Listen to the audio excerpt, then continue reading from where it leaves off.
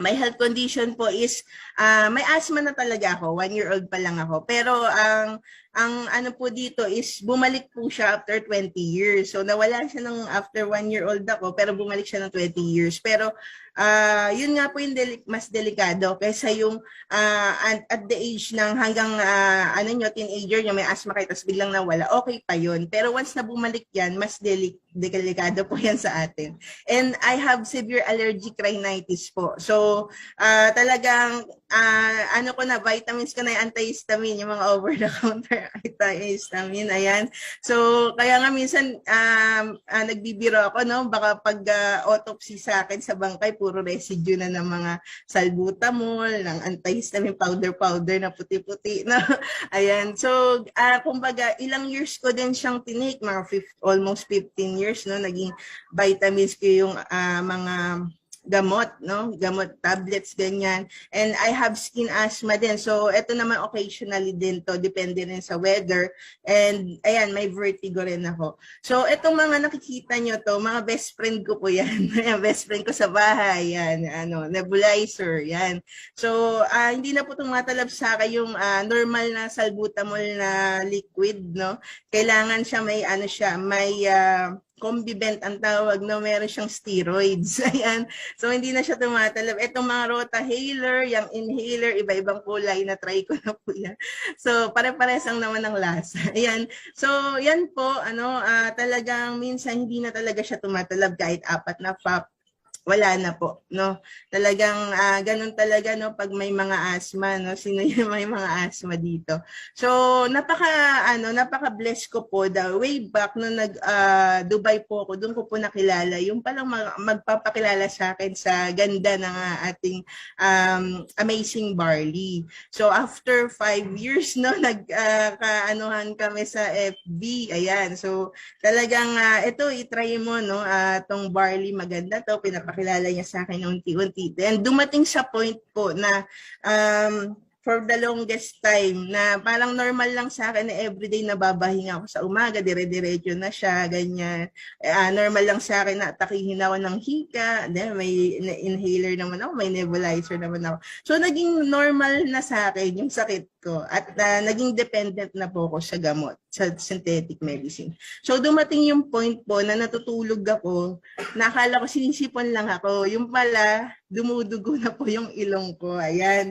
So hindi ko alam kung bakit dumudugo.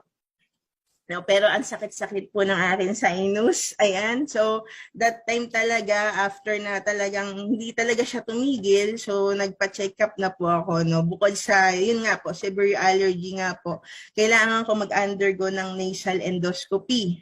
Soonest possible time, 1 week agad yung leave ko dito ng doktor.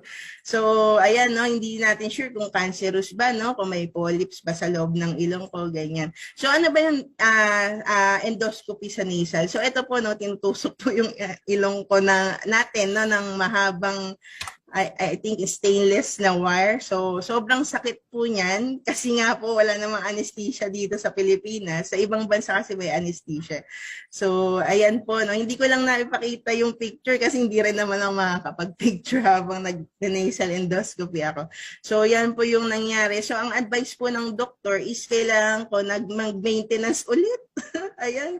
So, maintenance ulit ng antihistamine. So, bago mag-trigger yung aking allergy, kailangan ko na makainom. And yung antihistamine na nireseta sa akin, hindi siya nabibili over the counter. Kasi hindi na raw po pala umi-effect lahat ng gamot sa akin over the counter. Kaya pala sabi ko, kahit anong spray ko ng inhaler, kahit anong take ko ng mga anti-allergies, no, over the counter na medicine, wala na siya. So kailangan ko yung antihistamine na may steroids na. Ayan. And then ito, no, kung familiar ka dito sa nasal spray, ayan. So kailangan ko po siya everyday. Kada 30 minutes mag-nasal spray ako for lifetime. Ayan. And then, etong nasal irrigation, ayan. So, yung iba kasi hindi familiar dito. Ako din po, nung una, ano ba yun? Bakit may ganun, no?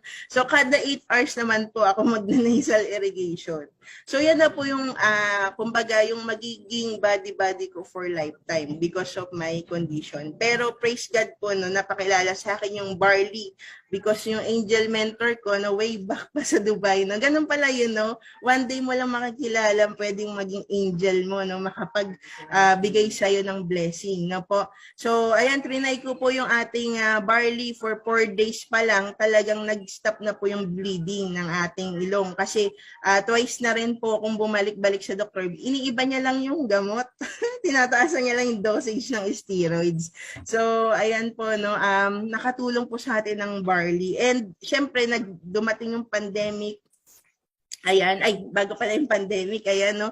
So, ano rin po tayo, no, isa rin po tayong product user ng Amazing Garcinia. So, nag-gain po talaga tayo ng weight because the stress din sa work and also, syempre, yung mga tinitake natin mga gamot na may steroids. So, ayan, yung Garcinia po, no, nakatulong sa akin for 2 months.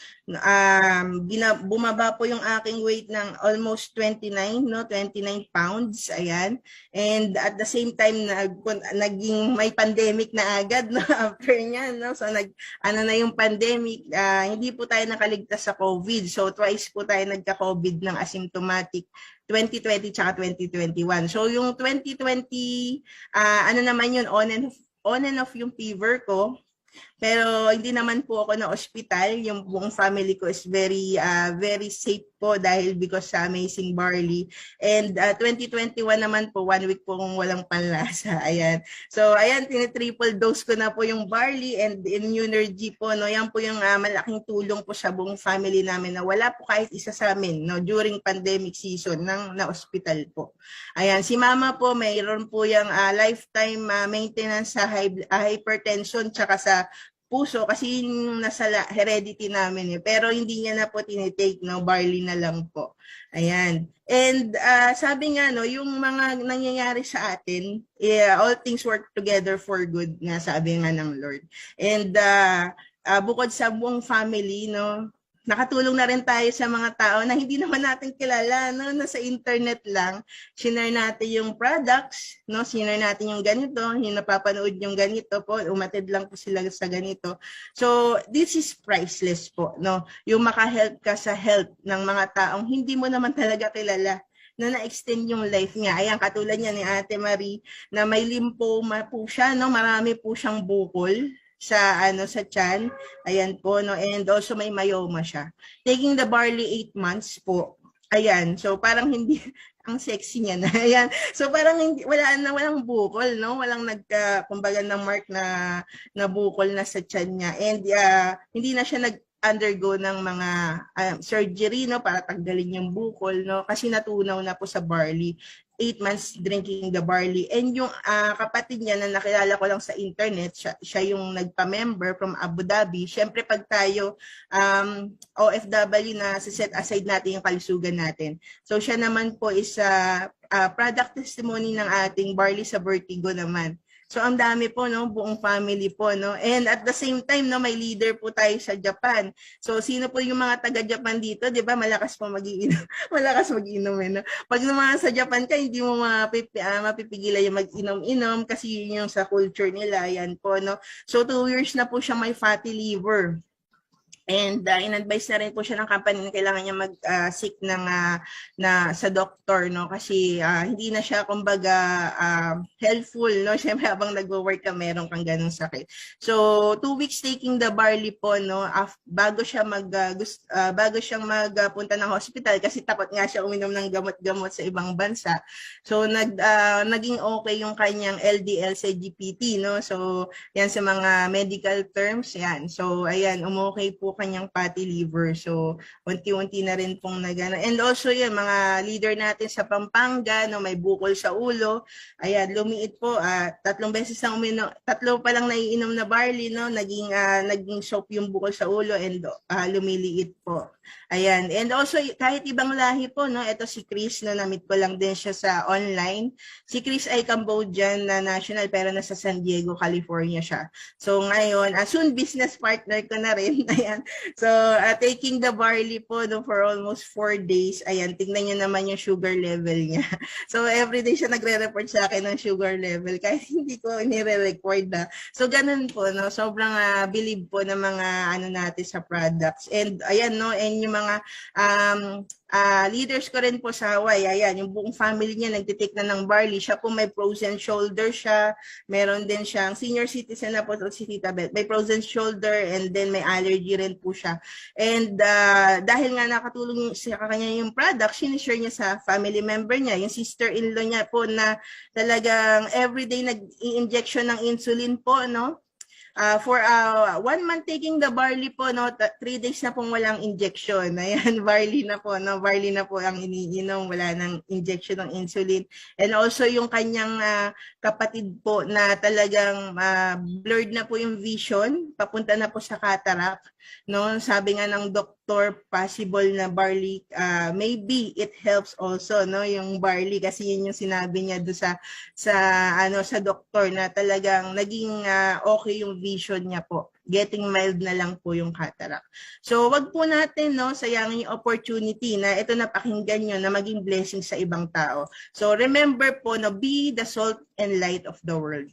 You are the salt of the earth and the light of the world. So lahat po tayo magiging blessing sa iba. So do not forget to do good and to share what you have because God is pleased with these kinds of sacrifices. So yung mga pinagdadaanan nyo ngayon, it will turn out for good, no? Hindi lang for you, hindi lang buong family mo, pati yung buong buong tao na ma-reach out ng ganitong kagandang opportunity at ganitong kagandang product.